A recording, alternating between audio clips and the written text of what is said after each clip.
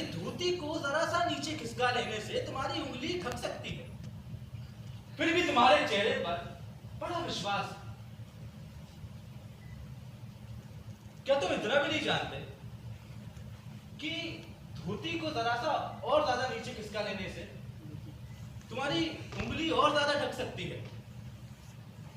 ये कैसा आदमी जो खुद तो फटा जूता पहनकर बैठा है और किसी को देखकर हंस भी रहा है?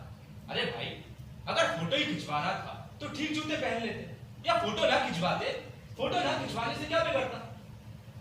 मुझे लगता है शायद पत्नी का आग्रह रहा होगा और तुम अच्छा चल भाई कहकर बैठ गए होगे। मगर ये कितनी विचित्र बात है कि व्यक्ति के पास फोटो खिंचाने तक के लिए जूता ना।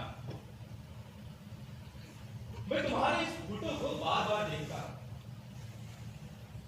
तुम्हारे क्लेश को अपने भीतर महसूस कर जैसे रो पड़ना चाहता, पर तुम्हारी आंखों में ये तीखा दर्द मुझे एकदम रोक देता। यूं तो जूता मेरा भी ठीक नहीं है, यूं ऊपर से ठीक दिखता है, पर नीचे से तला घिस गया है, उंगली बाहर नहीं निकलती। तुम्हारी उंगली बाहर निकलती और पैर सुरक्षित है। मेरी उंगली बाहर नहीं निकलती, पर नीचे से पंजा घिस रहा।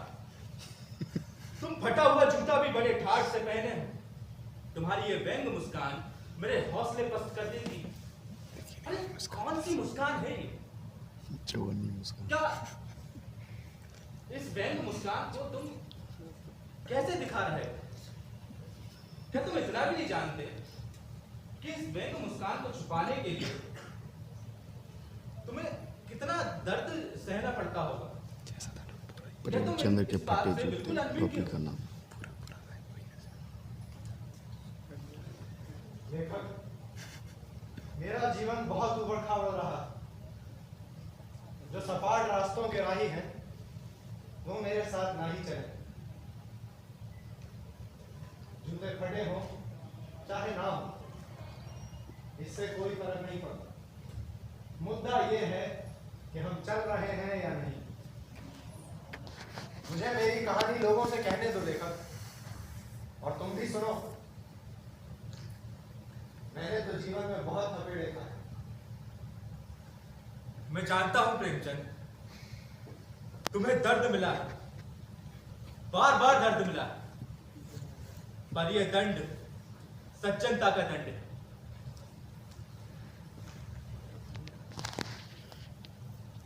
शिवरानी, बहुत भूख लगी है भाई, जाओ जरा दाल भात बना दो।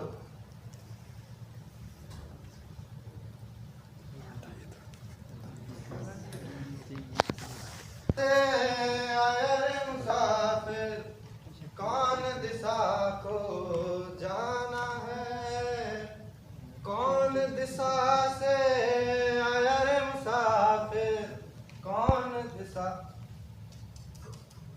रे रे रे, चारों ओर कचरा कचरा जमा हो गया है। हम कछु दिन के लिए बाहर गए, हमारा खलिहान बगीचा, इसकी देख रेख करने के लिए कोई नहीं है। कौन दिशा क्या?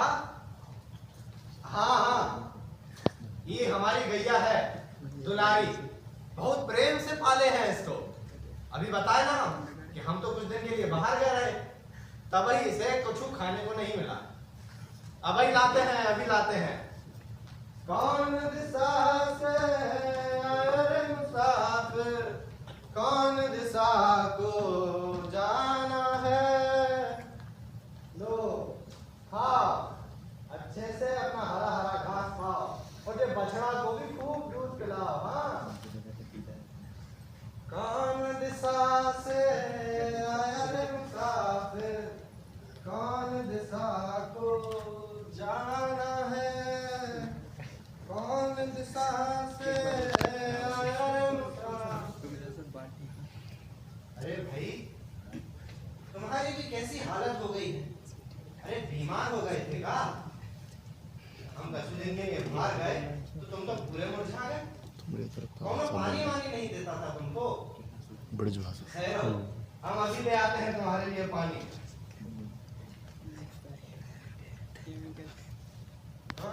दिशा से आया रे मुसाफिर, कौन दिशा को जाना है। यार बहुत ही जोर का चाड़ा पड़ रहा है।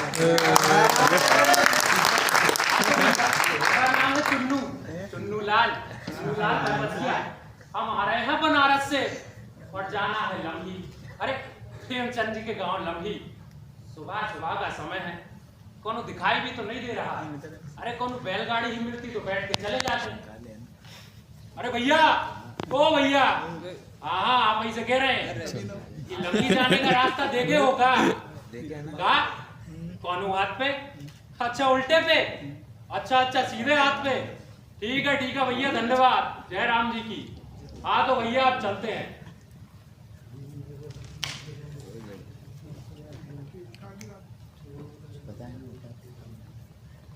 अरे भैया इतना समय हो गया है, ये लम्ही तो नजर ही नहीं आ रहा है।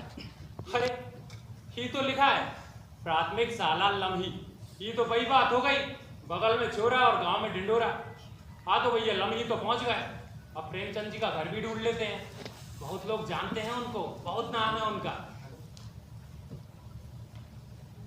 अरे भैया, ओ भैया, हाँ आप ऐसे कह रहे हैं, इतिहास नहीं। कौन है भाई? का काम है? अरे हमको प्रेमचंद जी से मिलना है।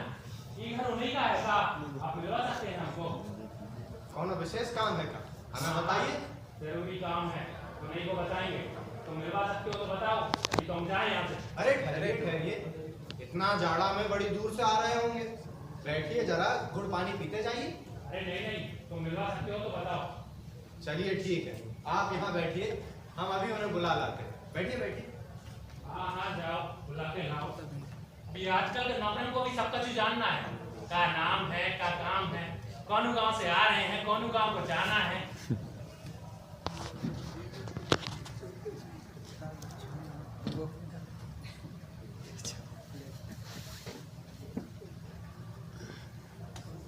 भैया बड़ी देर लगा दी, कहाँ रुक गए?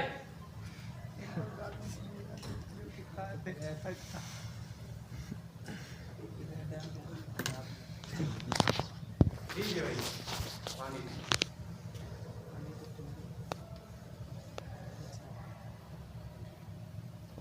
नमस्कार, मैं ही हूँ प्रेमचंद। प्रेमचंद जी, मैं आपको पहचाना नहीं, हम आपको माली समझ बैठे। मैं माली भी हूँ, नौकर भी हूँ, शिक्षक, लेखक, मजदूर, मैं सब कुछ हूँ। आप तो बताइए मुझे क्या सेवा करनी है?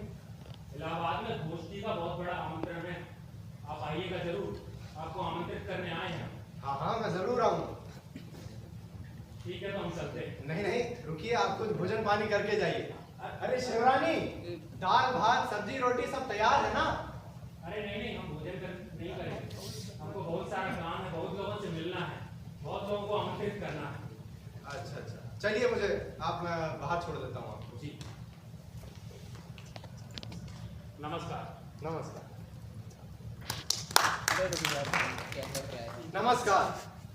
मेरा नाम है प्रेमचंद। मेरा जन्म 31 जुलाई 1880 को बनारस के पास एक छोटे से गांव लम्ही में हुआ। मुझे बचपन में नवाब कहा जाता था। मेरा नाम धनपत राय भी है। मेरी माँ का नाम आनंदी देवी और मेरे पिताजी का नाम मुंशी अजायब राय था। जब मैं 7 बरस का था तब मेरी माँ की मृत्यु हो गई और पिताजी ने दूसरी शादी कर ली। उनकी शादी होते ही मेरे ऊपर जिम्मेदारियां बढ़ गई और मेरी भी जल्दी शादी कर दी गई। मेरे जीवन का सबसे बड़ा दुख रहा है कि मेरी जल्दी शादी हो गई। मेरी शादी होते ही पिताजी भी चल बसे। फिर पूरे परिवार की जिम्मेदारी मेरे ही कंधों पर आ गई। मेरा जीवन बहुत ऊबड़ खाबड़ रहा। मैंने अपने गांव में लम्ही में एक मौलवी जी से शिक्षा ली जो मुझे पारसी और उर्दू पढ़ाते थे। मैं अक्सर कक्षा से भागकर खेल कूद और शरारत में अपना दिन बिताता था। मछलियां पकड़ना, आम तोड़ना, गुल्ली डंडा खेलना, इन्हीं सब में गरीबी के दिन कट रहे थे। मुझे कहानी और उपन्यास पढ़ने का बहुत शौक है। मेरा पहला कहानी संग्रह था सोज़े वतन। अपनी जिम्मेदारियों को पूरा करने के लिए मैंने एक नौकरी ज्वाइन करी जहां पर मैं अध्यापक था। आप लोग जानते हैं मेरे उपन्यास कौन कौन से हैं? गोदान, सेवा सदन, गोदान, निर्मला, गोदान, कमन, गबन, कर्म भूमि, 18 उपन्यास लिखे हैं मैंने और 300 से अधिक कहानियां। आप लोग जानते हैं मेरी कहानियां कौन कौन सी हैं? बताइए बताइए। पंच परमेश्वर, दो बैलों की कथा, पूस की रात, कफन, ईदगाह। तो आइए आज मेरी एक और कहानी बड़े भाई साहब देखते हैं। कहानी बड़े भाई साहब।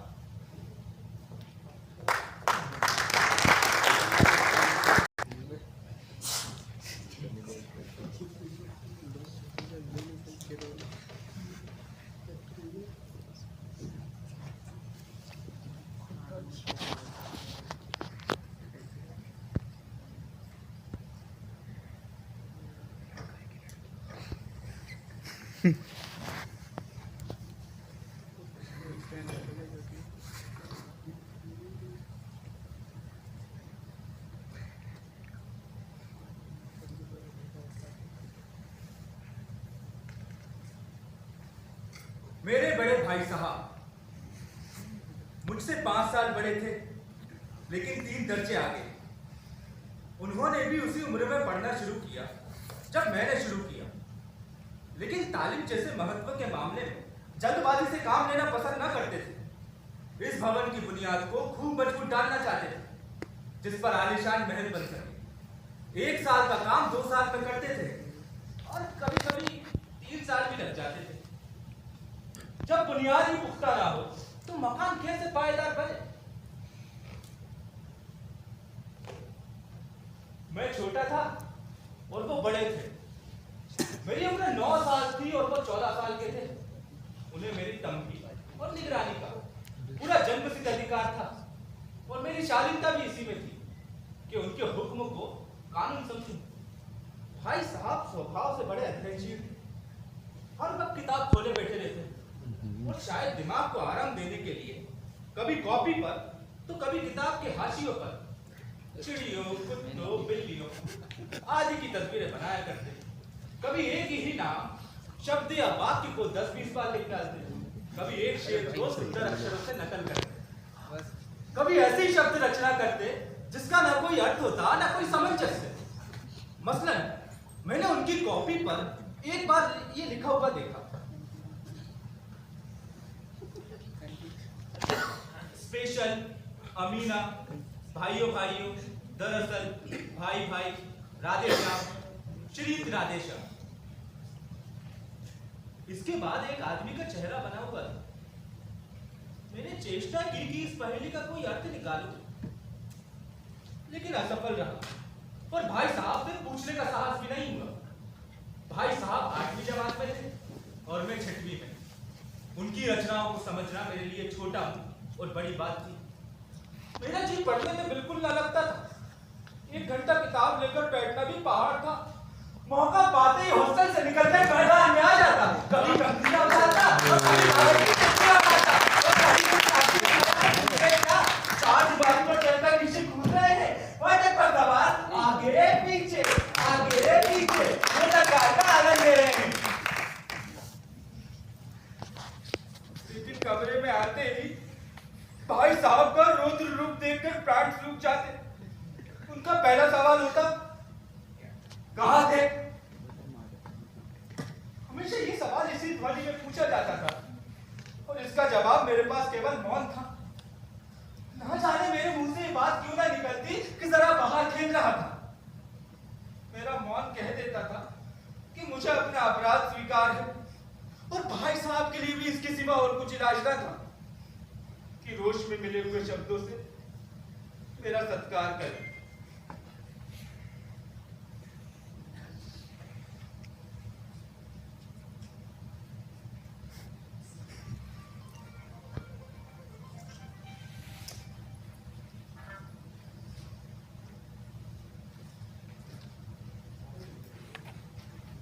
A for apple, A for apple, apple is good for health. B for ball. B for ball. Ball in the playground. C for cat. C for cat. Cat on the table. D for dog. D for dog. Dog. इस तरह अंग्रेजी पढ़ोगे तो जिंदगी भर पढ़ते रह जाओगे और ये खर्च ना आएगा। अंग्रेजी पढ़ना कोई हंसी खेल नहीं है कि जो चाहे पढ़ लिख जाए। नहीं मेरा गहरा नत्थु खेरा सब अंग्रेजी के विद्वान हो जाते हैं। अरे यहाँ रात दिन आके पढ़नी पड़ती है, खून जलाना पड़ता है, तब कहीं जाके विद्या आती है। और आती क्या है? हाँ कहने को आ जाती है। मैं समझता हूँ कि बड़े बड़े विद्वान भी शुद्ध अंग्रेजी नहीं लिख पाते, बोलना तो दूर रहा। और मैं समझता हूँ तुम कितने ढोंगा हो कि तुम मुझे देखकर भी सबक नहीं लेते हो। मैं कितनी मेहनत करता हूँ तुम अपनी आंखों से देखते हो, और अगर नहीं देखते हो तो ये तुम्हारी आंखों का कसूर है, तुम्हारी बुद्धि का कसूर है। कितने मेरे तमाशे होते हैं, तुमने मुझे कभी जाते देखा है? रोज ही हॉकी और क्रिकेट के मैच होते हैं, मैं कभी पास भी नहीं भटकता, हमेशा पढ़ता रहता, उस पर भी एक एक दर्जे में 2-2, 3-3 साल पढ़ा रहता हूँ। फिर तुम कैसे आशा कर सकते हो कि यूं खेल कूद में वक्त गवाकर तुम पास हो जाओगे? अरे मुझे तो 2-3 साल लगते हैं, तुम जिंदगी भर इसी दर्जे में पढ़े चढ़ते रहोगे।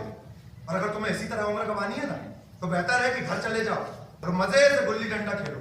दादा की गाड़ी कमाई का रुपया तुम बर्बाद करते हो।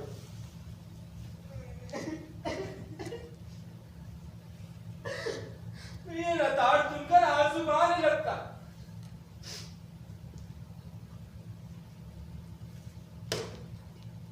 जवाब ही क्या था? अपराध तो मैंने किया था, लताड़ कौन सा है? भाई साहब उपदेश की कला में निपुण थे, ऐसी ऐसी लगती बातें कहते, ऐसे ऐसे सूखती बाढ़ चलाते कि मेरे जिगर के टुकड़े टुकड़े हो जाते और हिम्मत टूट जाती। इस तरह जान तोड़कर मेहनत करने की शक्ति में अपने में न पाता था, और उस निराशा में जरा देर के लिए मैं सोचता क्यों ना अपने घर वापस चला जाऊं। जो काम मेरे बूते के बाहर, उसमें हाथ डालकर क्यों अपनी जिंदगी बर्बाद करूं?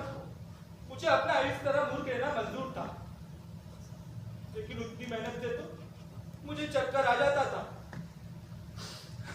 लेकिन घंटे 2 घंटे बाद निराशा के बादल छट जाते और मैं इरादा करता कि इस बार खूब जी लगाकर पढ़ूंगा।